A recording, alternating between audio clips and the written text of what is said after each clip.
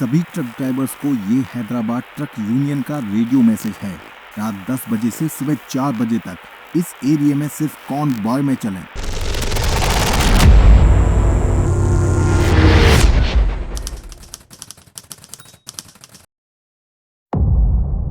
इस मैसेज पर मैंने पहले ध्यान नहीं दिया था और यही मेरी सबसे बड़ी गलती थी।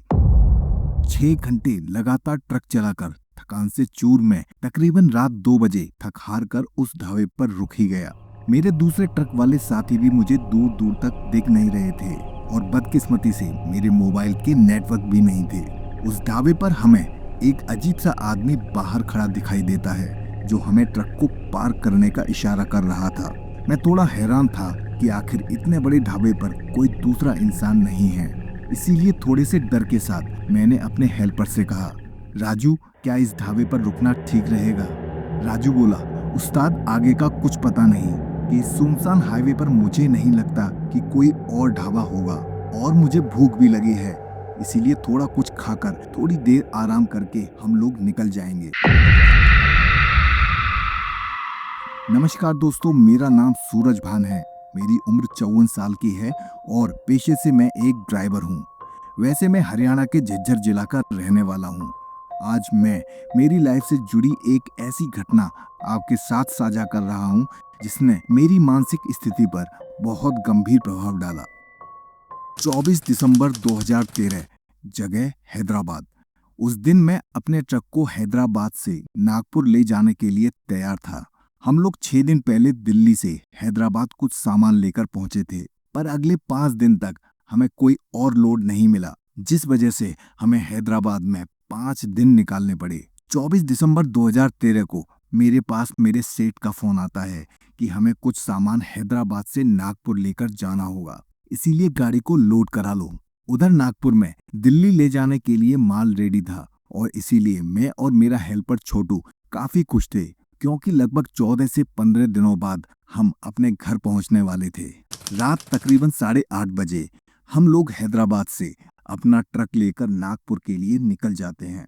दिसंबर खत्म होने वाला था, इस वजह से मौसम थोड़ा ठंडा हो गया था। वैसे उधर हमारे हरियाणा की तरह बहुत ठंडा नहीं पड़ता है, लेकिन थोड़ी बहुत ठंड तो रहती ही है। छोटू ने फटाफट से ट्रक में गाने लगा लिए और फिर हरियाणवी गानों को सुनते हुए हम दोनों लगभग 40 से 50 किलोमीटर की स्पीड में हाईवे पर अपने ट्रक को दौड़ाने लगते हैं। हमारे साथ 2 ट्रक और थे जिनको भी नागपुर जाना था, तो कभी हम आगे और वो पीछे करते हुए हम लगभग रात के 9:30 बजे के आसपास कोल्लूर टोल क्रॉस कर जाते हैं।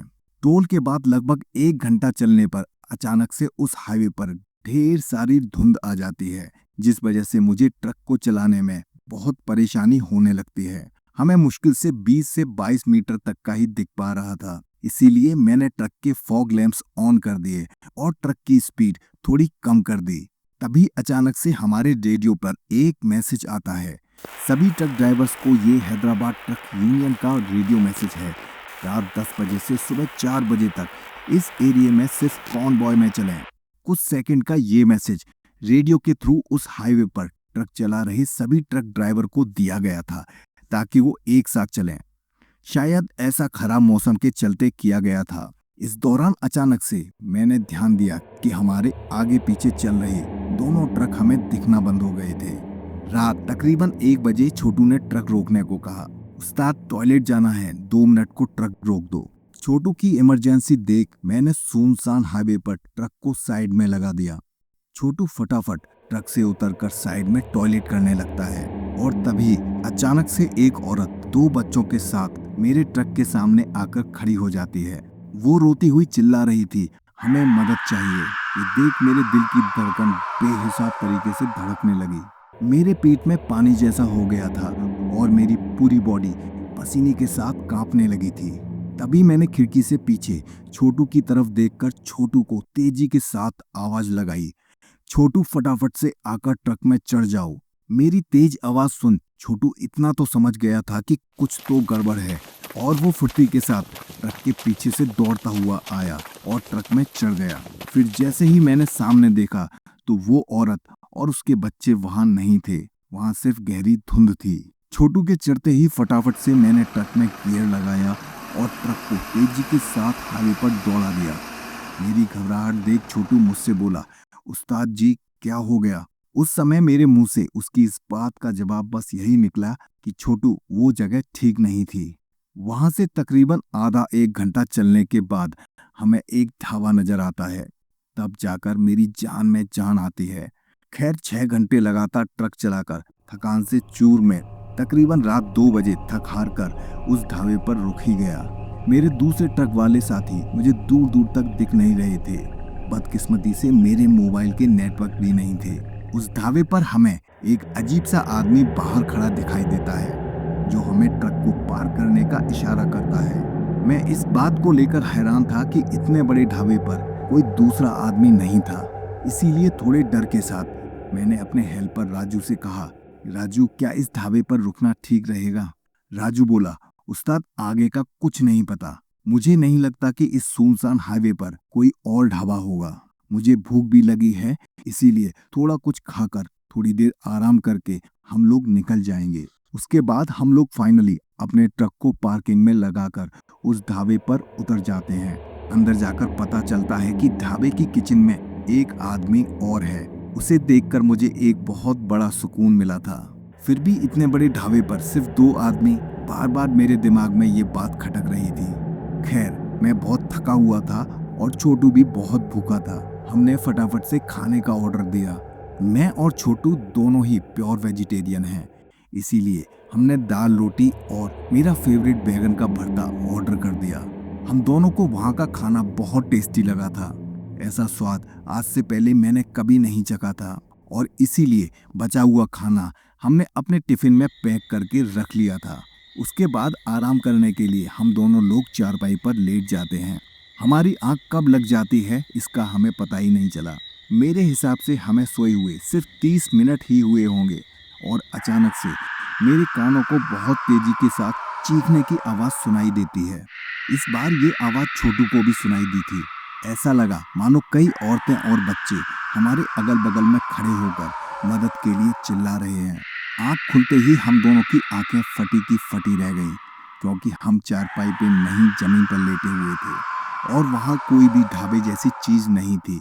ये सब मेरी समझ से बाहर था, इसीलिए हम दोनों लोग घबरा गए और दौड़कर हम दोनों अपने ट्रक पर चढ़ जाते हैं और ट्रक स्टार्ट करके फटाफट से वहाँ से निकल जाते हैं। मुझे पता नहीं कि इतनी थकान के बाद भी उस टाइम मेरे में बिजली जैसी फुर्ती कहाँ से आ गई थी। मुझे ध्यान है कि वहां से निकलने के बाद मैंने सुबह लगभग 7 बजे के आसपास ट्रक को रोका था। तभी मेरा दिमाग उस टिफिन पर गया जिसमें हमने रात का बचा हुआ खाना रख लिया था। हमने वो टिफिन रात में ही ट्रक में रख दिया था। मुझे ये जानना था कि अगर रात में वहां कोई ढाबा था ही नहीं तो आखिरकार मैंने और छोटू ने खाया क्या था। जैसे ही हमने उस टिफिन को खोला हम दोनों दंग रह गए, क्योंकि उस टिफिन में कोई खाना नहीं बल्कि राख थी और जिसमें से अजीब सी बदबू आ रही थी।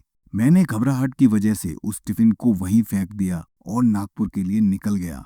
और फाइनली 11 बजे तक हम नागपुर पहुंच जाते हैं। ये हादसा मेरे लिए बहुत डरा देने वाला था। नागपुर पहुंचकर जब मैंने अपने साथियों से इस घटना का जिक्र किया तो उन्होंने कहा कि इससे पहले भी कई अजीबोगरीब घटनाएं वहां पर हो चुकी हैं। 15 दिसंबर 1998 को वहां पर पैसेंजर से भरी एक बस का एक्सीडेंट हुआ था, जिसमें लगभग 17 लोग मारे गए थे और जिस वजह से उस जगह कभी कभी ऐसी अजीबोगरीब घटनाएं सुनने में आती हैं। इस घटना ने मुझे और छोटू को इस हद तक डरा दिया था कि छोटू ने तो इस रूट पर आना ही बंद कर दिया और लगभग 2 सालों तक मैं भी इस रूट पर नहीं आया। उसके बाद तो मैं कई बार उस रूट से निकला हूँ, पर जब भी उस जगह से होकर गुजरता हूँ एक अजीबोगरीब सा डर आज भी मेरे अंदर आ जाता है।